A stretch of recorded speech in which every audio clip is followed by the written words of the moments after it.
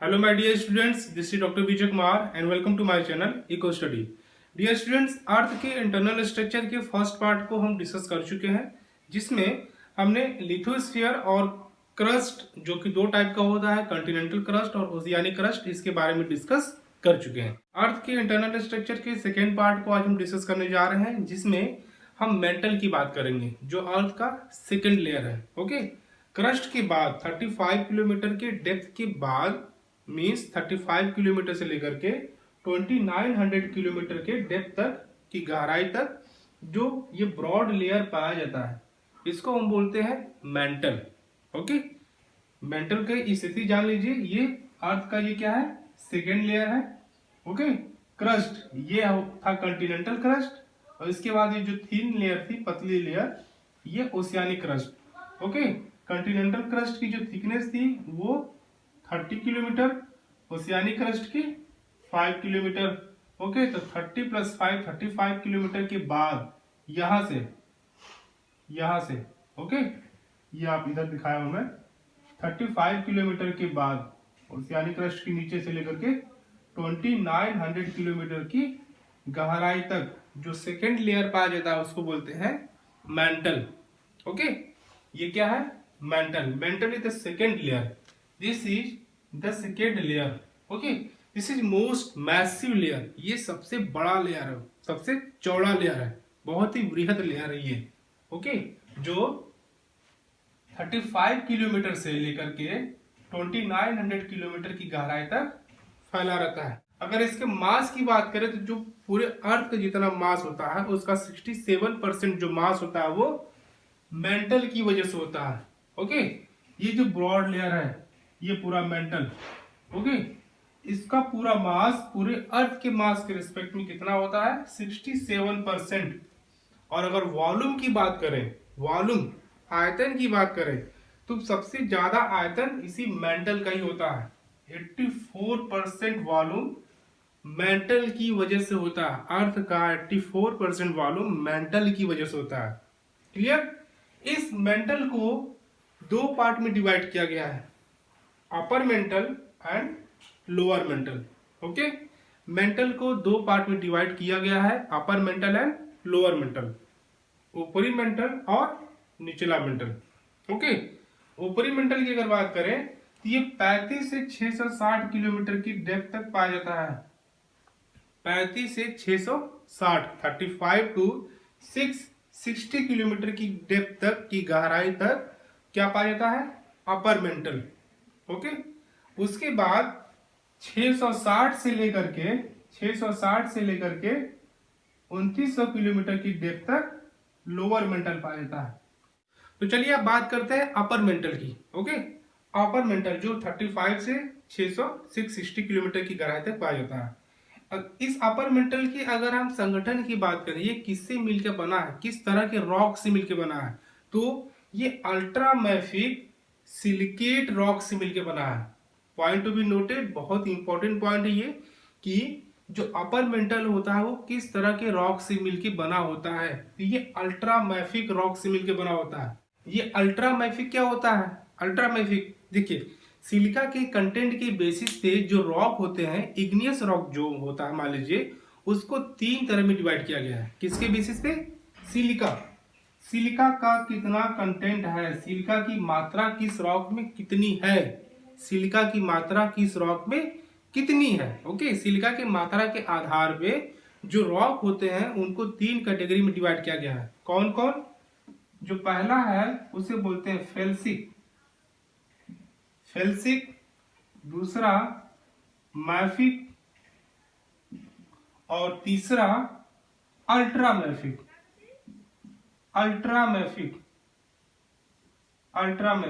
ध्यान दीजिए, सिलिका के कंटेंट के आधार पे रॉक को तीन कैटेगरी में डिवाइड किया गया है, फेल्सिक, मैफिक, अल्ट्रामैफिक। ये फेल्सिक वर्ड क्या है, देखिए जो फेल्सिक है वो फेल्डस्पार और सिलिका को कंबाइन करके बनाया गया है। फेल्डस्पार और सिलिका को कंबाइन करके बनाया गया। फेल्डस्पार क्या है, ये भी एक सिलिका का मिनरल है। ओके, तो जिस रॉक में सिलिका का कंटेंट सबसे ज्यादा होता है उसको फेल्सिक रॉक कहते हैं, उसको फेल्सिक रॉक कहते हैं। तो इसमें जो सिलिका का कंटेंट होता है, सिलिका का कंटेंट होता है वो बहुत ज्यादा होता है, वो बहुत ज्यादा होता है। सिलिका इसमें बहुत अधिक मात्रा में पाई जाती है। ओके, मैफिक क्या होता है? देखिए जो मैफिक वर्ड है ये भी दो चीज को कंबाइन करके बनाया गया है। कौन कौन? Magnesium, magnesium plus ferric, ferric या फेरम, मैग्नीशियम प्लस फेरिक। मतलब जिस रॉक में सिलिका का कंटेंट कम होता है या जिसमें मैग्नीशियम और आयरन का कंटेंट ज्यादा होता है, जिस रॉक में मैग्नीशियम और आयरन का कंटेंट ज्यादा होता है उसको बोलते हैं मैफिक, उस रॉक को बोलते हैं मैफिक।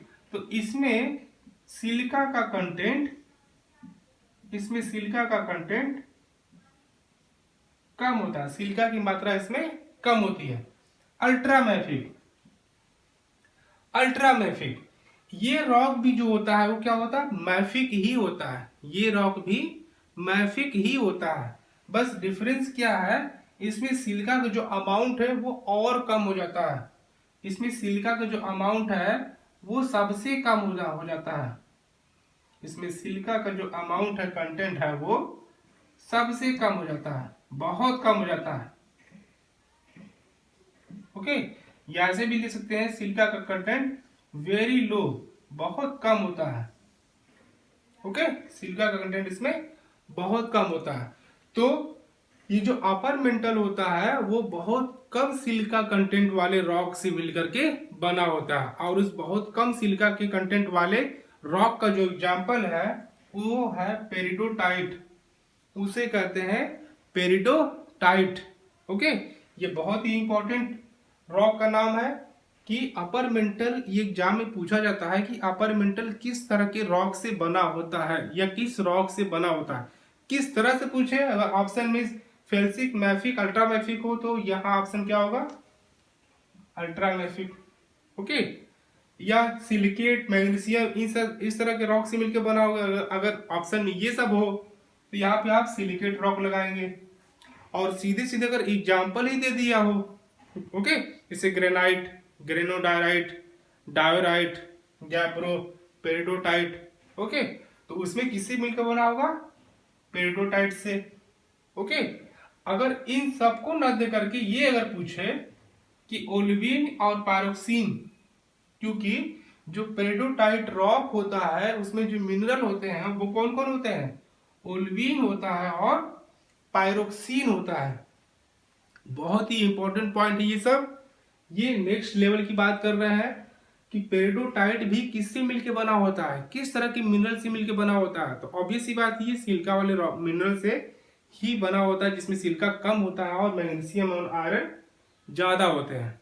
ओके, तो ये मैग्नीशियम और आयरन के सिलिकेट होते हैं, इसे याद रखिएगा कि ये ओलिविन और पायरोक्सिन मैग्नीशियम आयरन के सिलिकेट होते हैं। इन्हीं ओलिविन और पायरोक्सिन से मिलकर पेरिडोटाइट बना होता है। पेरिडोटाइट क्या है? ये very low silica containing rock होता है। ओके, जिसे अल्ट्रामैफिक रॉक कहते हैं। इस अपर मेंटल में जो 35 किलोमीटर की गहराई के बाद स्टार्ट होता है, मतलब कि 35 किलोमीटर तक क्या है? कॉन्टिनेंटल क्रस्ट और ओशियानिक क्रस्ट है। तो इस 35 किलोमीटर के बाद जो सिस्मिक वेव होती है, सिस्मिक वेव की स्पीड में अचानक से बढ़ोतरी होती है, अचानक से इसकी स्पीड बढ़ जाती है। ओके, 35 किलोमीटर के बाद, 35 किलोमीटर के बाद सिस्मिक वेव की जो स्पीड होती है, सिस्मिक वेव्स की जो स्पीड होती है वो अचानक से बढ़ जाती है, वो अचानक से बढ़ जाती है। ओके, 35 किलोमीटर के बाद सिस्मिक वेव्स की जो स्पीड होती है वो अचानक से बढ़ जाती है। ओके, यहाँ पे आपके लिए जानना होगा कि सिस्मिक वेव्स क्या होती हैं। सिस्मिक वेव्स को हिंदी में भूकंपी तरंगे भी कहते हैं, इनको भूकंपी तरंगे भी कहते हैं, भूकंपी तरंगे, भूकंपी तरंगे। सिस्मिक वेव को भूकंपी तरंगे भी कहते हैं। जब भूकंप अर्थक्वेक आता है तो उस समय जो भी तरंग उत्पन्न होती हैं, वेव्स क्रिएट होती हैं, उनको हम सिस्मिक वेव्स या भूकंपी तरंगे कहते हैं। ये वेव्स 3 तरह की होती हैं। पी वेव, ओके, ये वेव 3 तरह की होती हैं। पी वेव, दूसरी वेव को बोलते हैं यस वेव, और जो तीसरी वेव होती है उसको बोलते हैं यल वेव। ओके, तो भूकंपी तरंगे 3 तरह की होती हैं, पी वेव, यस वेव और यल वेव। पी वेव को हम प्राइमरी वेव भी कहते हैं। पी वेव को हम प्राइमरी वेव भी कहते हैं। इसी तरह यस वेव को सेकेंडरी वेव कहते हैं। एस वेव को सेकेंडरी वेव कहते हैं, और एल वेव को सरफेस वेव कहते हैं। एल वेव को सरफेस वेव कहते हैं। Okay, P for primary wave, S for secondary wave, और यल फॉर, यहां पे आप समझिए, सरफेस वेव। ओके, ये क्या है, इनको सरफेस वेव भी कहते हैं। तो जो पी वेव होती है ये साउंड वेव की तरह ही होती है। ये साउंड वेव की तरह होती हैं। जो क्वेश्चन पूछा जाता है कि कौन सी वेव साउंड वेव की तरह होती है, which of the following wave resembles as sound wave, ध्वनि तरंगे। तो जो पी वेव होती हैं, पी वेव जो होती हैं वो ध्वनि तरंगों की तरह ही ट्रेवल करती हैं, चलती हैं। ओके, और ये जो यस वेव होती हैं ये लाइट वेव की तरह होती हैं, प्रकाश तरंगों की तरह होती हैं। सो यहाँ पे कंफ्यूज नहीं होना है, बहुत जल्दी से ब्रीफ में आप देखिए कि जो प्राइमरी वेव होती है इनको साउंड वेव भी कहते हैं, ये ध्वनि तरंगे की तरह ट्रेवल करती हैं। और जो एस वेव सेकेंडरी वेव होती हैं वो लाइट, प्रकाश तरंगों की तरह ये ट्रेवल करती हैं। जो पी वेव होती हैं इनकी स्पीड की अगर बात करें, ये सॉलिड में इनकी स्पीड सबसे ज्यादा होती है। सॉलिड में इनकी स्पीड सबसे ज्यादा होती है। ठोस पदार्थों में पी वेव या प्राइमरी वेव की स्पीड सबसे ज्यादा होती है। ओके, और ये पी वेव जो होती है वो लिक्विड में भी ट्रेवल करती हैं, लिक्विड में भी ट्रेवल करती हैं, लेकिन लिक्विड में इनकी स्पीड कम हो जाती है। लिक्विड में इनकी स्पीड कम हो जाती है, सॉलिड में इनकी स्पीड ज्यादा हो जाती है। ओके, वैसे सॉलिड में इनकी स्पीड मैक्सिमम होती है, और जैसे जैसे सॉलिडिटी बढ़ेगी, ठोसी गुण जो बढ़ेगा, मतलब घनत्व जैसे जैसे बढ़ता जाएगा वैसे वैसे पी वेव की स्पीड और तेज होती जाएगी। ओके, मतलब जहां ठोस पदार्थ होंगे वहां पे पी वेव बहुत ही तेजी से ट्रेवल करेगा, और जहां पे लिक्विड होगा वहां पे पी वेव की वेलोसिटी कम हो जाएगी। क्लियर, ये याद रखिएगा पॉइंट। जो यस वेव होता है ये सिर्फ और सिर्फ सॉलिड में ट्रेवल करता है, ये सिर्फ और सिर्फ सॉलिड में ही ट्रेवल करता है, और सॉलिड में इसकी स्पीड पी वेव की स्पीड की आधी होती है, पी वेव की स्पीड की आधी होती है। ओके, जिस स्पीड से सॉलिड में P wave primary wave travel करता है उससे आधे वेव में, उसके आधे स्पीड से एस वेव ट्रेवल करता है। ओके, तो ये लिक्विड में ट्रेवल नहीं करता है। एस वेव ये बहुत इंपॉर्टेंट है, ये लिक्विड में इसकी स्पीड 0 हो जाती है, ये लिक्विड में ट्रेवल कर ही नहीं सकता है। एल वेव की बात करें तो ये सरफेस वेव पे ट्रेवल करता है। ओके, ये वेव सबसे ज्यादा दूरी तय करता है, सबसे ज्यादा दूरी तय करता है, ये वेव सबसे ज्यादा दूरी तय करता है, सबसे ज्यादा दूरी तय करता है। ओके, एस वेव सबसे ज्यादा दूरी तय करता है, ये सिर्फ सरफेस पे ट्रेवल करता है। कौन सी सरफेस पे? अर्थ सरफेस पे, यहां पे अर्थ सरफेस पे, पृथ्वी की सतह पे इसे भी ट्रेवल करता है। ओके, इसीलिए जहां जहां भी भूकंप आता है वहां वहां पे जो सरफेस पे जो तबाही होती है, जो नुकसान होता है, बिल्डिंग्स गिर जाती हैं और जो भी नुकसान होता है वो इसी एल वेव की वजह से ही होता है। उसके लिए जो रिस्पॉन्सिबल होता है वो एल वेव होता है, ये सरफेस वेव। ओके, इसीलिए जो एल वेव होता है वो बहुत ही ज्यादा विनाशकारी होता है, वायलेंट होता है। सबसे ज्यादा विनाशकारी जो वेव होता है वो एल वेव होता है। ये बहुत ही इंपॉर्टेंट पॉइंट है। एल वेव ही सबसे ज्यादा विनाशकारी होता है। तो ये हुई सिस्मिक वेव, बहुत ही ब्रीफ में मैंने बताया।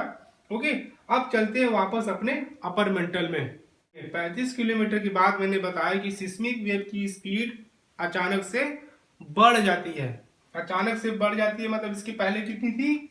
कॉन्टिनेंटल क्रस्ट या पूरे क्रस्ट की बात करें तो पूरे क्रस्ट में जो वेलोसिटी थी इसकी 6.0 किलोमीटर पर सेकेंड, 6.0 किलोमीटर पर सेकेंड या 6 किलोमीटर पर सेकेंड की स्पीड से क्रस्ट में ट्रेवल कर रहा था।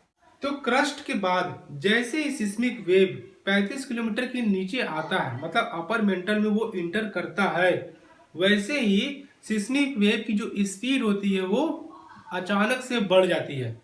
अचानक से बढ़ जाती है। तो सिस्मिक वेव के बढ़ने और अपर मेंटल की प्रॉपर्टी में क्या रिलेशन है, ये देखिए। हम अभी यहाँ पे देखे हैं कि जो पी वेव, एस वेव होते हैं और एल वेव होते हैं, ये ही सिस्मिक वेव होते हैं। पी वेव सॉलिड और लिक्विड दोनों में ट्रेवल करता है। एस वेव सॉलिड में ही सिर्फ ट्रेवल करता है, लिक्विड में ट्रेवल नहीं करता है।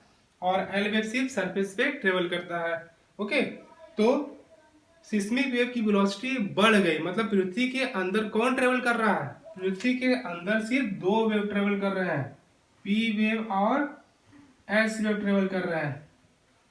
ये सरफेस वेव है, ये सिर्फ सरफेस पे ट्रेवल करता है। ओके, तो ये पी वेव और एस वेव को अगर हम ध्यान से देखें तो लिक्विड वाले लेयर में इनकी स्पीड कम हो जा रही है। एस वेव की स्पीड तो एकदम से रुक जा रही है, जीरो हो जा रही है, और पी वेव की स्पीड कम हो जाती है। लेकिन यहाँ पे क्या हो रहा है? स्पीड बढ़ जा रहा। स्पीड बढ़ जा रहा मतलब कि ये लेयर कैसा है? सॉलिड है या लिक्विड है?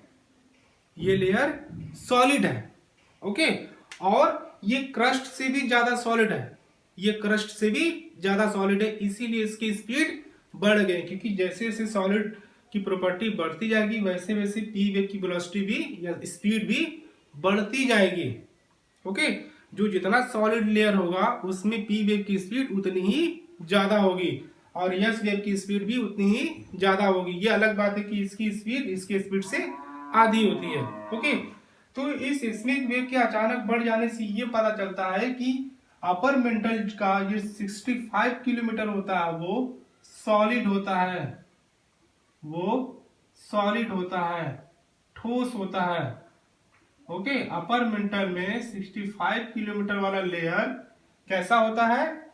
ठोस होता है। तो अगर आपसे ये क्वेश्चन पूछा जाए कि अपर मेंटल ठोस होता है, इसके क्या साक्ष्य है, तो आप सिस्मिक वेव की स्पीड से आप बता सकते हैं। ओके, अब ये आपको बताना पड़ेगा, थोड़ा सा ये देना पड़ेगा ब्रीफ में कि पी वेव सॉलिड और लिक्विड दोनों में ट्रेवल करते हैं, एस वेव से सॉलिड में ट्रेवल करता है, लिक्विड में नहीं। पी वेव की वेलोसिटी जैसे ही लिक्विड में आता है उसकी वेलोसिटी कम हो जाती है, मतलब कि ये दोनों वेव सॉलिड में ही ट्रेवल करते हैं। इनकी स्पीड सॉलिड में ज़्यादा तेज होती है। अगर स्पीड यहाँ से यहाँ तक बढ़ा है 35 किलोमीटर के बाद 65 किलोमीटर की गहराई तक, तो मतलब कि इसके ऊपर वाला जो लेयर था क्रस्ट वाला, उससे ज्यादा सॉलिड, उससे ज्यादा ठोस, उससे ज्यादा घनत्व वाला ये लेयर 65 किलोमीटर वाला है। ओके, इसे ये कंफर्म होता है कि पीवी की अगर स्पीड अगर बढ़ी या सिस्मिक वेव की स्पीड अगर बढ़ी तो नीचे वाला जो लेयर है जहां पे बढ़ रहा है वहां पे सॉलिड की प्रॉपर्टी ज्यादा है, उसका घनत्व ज्यादा है। ओके, इसका घनत्व भी ज्यादा हो जाएगा। इसका घनत्व कितना हो जाएगा इस पूरे अपर मेंटल का? 3.3 ग्राम पर क्यूबिक सेंटीमीटर। 3.3 ग्राम पर क्यूबिक सेंटीमीटर। तो इसका डेंसिटी भी हो जाएगा। ओके, कंपैक्टनेस बढ़ जाता है, इसीलिए स्पीड इसकी बढ़ गई, और कंपैक्टनेस बढ़ने से डेंसिटी भी बढ़ जाएगा। तो 35 किलोमीटर की गहराई के बाद सिस्मिक वेव की स्पीड में अचानक से बढ़ने से यह पता चलता है कि 35 किलोमीटर की नीचे वाली जो लेयर है रॉक की, वो पूरी तरह से सॉलिड है। कितनी सॉलिड है? जो लेयर इसके ऊपर है, क्रस्ट है, उससे भी ज्यादा सॉलिड है। ओके, इसीलिए इसकी जो डेंसिटी होती है 3.3 ग्राम पर क्यूबिक सेंटीमीटर होती है। एक और इम्पोर्टेंट बात, ये जो सिस्मिक वेव की स्पीड है वो कहाँ तक बढ़ी? 35 किलोमीटर के बाद कहां तक बढ़ी? सिर्फ 65 किलोमीटर की गहराई तक ही बढ़ी। ओके, 35 किलोमीटर के बाद कॉन्टिनेंटल क्रस्ट, ओशन क्रस्ट के बाद ये पूरा मिलाकर के ये कितना है? 35 किलोमीटर। ओके, 35 किलोमीटर के बाद सिर्फ 65 किलोमीटर की गहराई तक ही बढ़ी, सिर्फ 65 किलोमीटर की गहराई तक ही बढ़ी। तो अब ये कितना, ये टोटल लेयर कितना हो जाएगा? 35 और ये प्लस 65 कितना हो गया? 100 किलोमीटर। ओके, सिर्फ 65 किलोमीटर की गहराई तक ही बढ़ी, मतलब ये लेयर भी सॉलिड है। किससे सॉलिड है? इस 35 किलोमीटर वाले लेयर से ये लेयर ज्यादा सॉलिड है। इसकी डेंसिटी कितनी थी? 2.7 कॉन्टिनेंटल क्रस्ट की, ओशियानिक की 2.9 और इसकी 3.3 ग्राम पर क्यूबिक सेंटीमीटर। ओके, इसीलिए इसकी डेंसिटी भी ज्यादा है। अब इसके आगे की बात करते हैं। ठीक, 65 किलोमीटर के बाद, 65 किलोमीटर वाली लेयर के बाद ये पाया गया कि जो सिस्मिक वेव की स्पीड है वो घटने लगती है। सिस्मिक वेव की जो स्पीड है वो डिक्रीज होने लगती है। ओके, सिस्मिक वेव की डिक्रीज होने से क्या पता चलता है? देखिए, हम सिस्मिक वेव्स की बात कर रहे हैं, मतलब पी वेव और एस वेव दोनों की बात कर रहे हैं। ये कहा गया है कि 65 किलोमीटर के बाद सिस्मिक वेव की स्पीड घटने लगती है, मतलब पी वेव की भी स्पीड घटने लगती है और एस वेव की भी स्पीड घटने लगती है। ओके, पी वेव की स्पीड कहाँ घटेगी? देखिए, सॉलिड में तो ये स्पीड इसकी बहुत ज्यादा होती है और लिक्विड में इसकी स्पीड घटने लगेगी। अगर सिर्फ पी वेव की बात करें तो हम ये अंदाजा लगा सकते हैं कि हो सकता है लिक्विड लेयर रहा हो, इसलिए पी वेव की स्पीड घटने लगी। ओके, लेकिन अगर एस वेव के रिस्पेक्ट में देखें तो एस वेव सिर्फ सॉलिड में ही ट्रेवल करता है, ये लिक्विड में ट्रेवल नहीं करता है। तो अगर हम यहाँ पे सिस्मिक वेव्स दोनों की बात कर रहे हैं, हम पी और एस वेव की बात नहीं कर रहे हैं। ये कहा गया है कि 65 किलोमीटर के बाद सिस्मिक वेव की स्पीड घटने लगती है, घटने लगती है। ओके, अगर सॉलिड होता तो एस वेव की स्पीड बढ़ती। यहाँ पे लिक्विड लेयर नहीं है, अगर लिक्विड लेयर होता तो एस वेव की स्पीड नहीं बढ़ती, एस वेव ट्रेवल ही नहीं करता, मतलब कि लिक्विड लेयर तो नहीं होगा, लिक्विड लेयर नहीं होगा। ओके, मतलब ये एक ऐसा लेयर होगा जो ऊपर वाले लेयर से कम सॉलिड होगा, ऊपर वाले लेयर से कम सॉलिड होगा, पूरी तरह से सॉलिड नहीं होगा और ना ही लिक्विड होगा। मतलब लिक्विड और सॉलिड के बीच वाला लेयर होगा, लिक्विड और सॉलिड के बीच वाला लेयर होगा। मतलब वो लेयर कैसा होगा? वो लेयर सेमी लिक्विड लेयर होगा, सेमी लिक्विड लेयर होगा, सेमी लिक्विड लेयर होगा। ओके, सेमी लिक्विड लेयर होगा, जिसे हिंदी में अर्ध तरल लेयर भी कहते हैं, जिसे हिंदी में अर्ध तरल स्तर भी कहते हैं, अर्ध तरल स्तर भी कहते हैं। इस सेमी लिक्विड वाले लेयर को एस्थीनोस्फीयर कहते हैं, इस सेमी लिक्विड वाले लेयर को एस्थीनोस्फीयर कहते हैं, एस्थीनोस्फीयर कहते हैं, एस्थीनोस्फीयर कहते हैं। और इस सेमी लिक्विड लेयर की जो थिकनेस होती है वो 100 से 200 किलोमीटर होती है, मतलब 200 किलोमीटर की गहराई तक ये पाया जाता है। आप ऐसे कहिए, 200 किलोमीटर की गहराई तक ये पाया जाता है। 100 किलोमीटर तक क्या है? क्रस्ट और ये अपर मेंटल। ओके, ये 65 किलोमीटर, ये 3500। ओके, 100 के बाद ये जो लेयर है एस्थीनोस्फीयर, ये 200 किलोमीटर की गहराई तक पाया जा रहा है, मतलब कि इसकी थिकनेस कितनी हो गई? ये नेक्स्ट 100 किलोमीटर, इसकी थिकनेस 100 किलोमीटर की ये होती है। ये वाली जो लेयर है इसकी थिकनेस 100 किलोमीटर है। ओके, 100 किलोमीटर इसके ऊपर, तो टोटल डेप्थ कितनी हो गई? 200 किलोमीटर। ओके, अब इसका रीजन जानते हैं, ये सेमी लिक्विड लेयर क्यों पाया जाता है? क्या रीजन है कि ये सेमी लिक्विड लेयर इसके बाद पाया गया, इसके ऊपर क्यों नहीं पाया गया? ओके, देखिए, हम 100 किलोमीटर के नीचे तक यहाँ पे चले आए हैं। ओके, जो अपर मेंटल के जो 65 किलोमीटर वाला जो लेयर है, जो पूरी तरह से सॉलिड है, बहुत ज्यादा डेंस है, कॉम्पैक्ट है, क्रस्ट से भी ज्यादा कॉम्पैक्ट है। ओके, तो क्रस्ट और इस 65 को मिला करके टोटल कितना थिकनेस हो गया? 100 किलोमीटर, 100 किलोमीटर। तो 100 किलोमीटर की गहराई तक आते आते ये जो प्रेशर है, pressure and temperature, pressure and temperature इतना ज़्यादा बढ़ जाता है कि जो ये टेम्परेचर है ये 1100 डिग्री सेल्सियस से लेकर के 1200 डिग्री सेल्सियस तक पहुंच जाता है। 1100 से 1200 डिग्री सेल्सियस टेम्परेचर पहुंच जाता है। तो इतने ज़्यादा टेम्परेचर पे, इतना ज़्यादा टेम्परेचर होने की वजह से ये जो पेरिडोटाइट है, पेरिडोटाइट ये ओलिविन और पायरोक्सिन, एक जो दो मिनरल से मिलकर बना हुआ है, ये ओलिविन और पायरोक्सिन पिघलने लगते हैं। पूरी तरह से नहीं, पार्शियली, आंशिक रूप से ये पिघल जाते हैं। ओके, इन्हीं के आंशिक रूप से पिघलने की वजह से ये सेमी लिक्विड लेयर पाया जाता है। ओके, और सेमी लिक्विड लेयर होने की वजह से ये सिस्मिक वेव की स्पीड घटने लगती है। सिस्मिक वेव की स्पीड घटने लगती है। सिस्मिक वेव की स्पीड यहाँ पे इस सेमी लिक्विड लेयर में, इस एस्थेनोस्फीयर में, इस अर्ध तरल वाले लेयर में, ओके, सिस्मिक वेव की स्पीड घटने की वजह से इसको लो वेलोसिटी जोन भी कहते हैं। इसको लो वेलोसिटी जोन भी कहते हैं, LVZ, लो वेलोसिटी जोन भी कहते हैं। ओके, अब आपसे ये भी क्वेश्चन पूछा जाता है कि लो वेलोसिटी जोन क्या होता है, या एस्थेनोस्फीयर को लो वेलोसिटी जोन क्यों कहते हैं। एस्थेनोस्फीयर को लो वेलोसिटी जोन क्यों कहते हैं? क्योंकि एस्थेनोस्फीयर की जो डेप्थ होती है वो 200 किलोमीटर तक होती है। ओके, 100 से 200 किलोमीटर तक होती है, और 100 से 200 किलोमीटर की डेप्थ तक टेम्परेचर और प्रेशर इतना ज़्यादा बढ़ जाता है कि ये जो अपर मेंटल पेरिडोटाइट से बना होता है ये पार्शियली पिघलने लगता है, मेल्ट हो जाता है, जिसकी वजह से सिस्मिक वेव की स्पीड कम हो जाती है।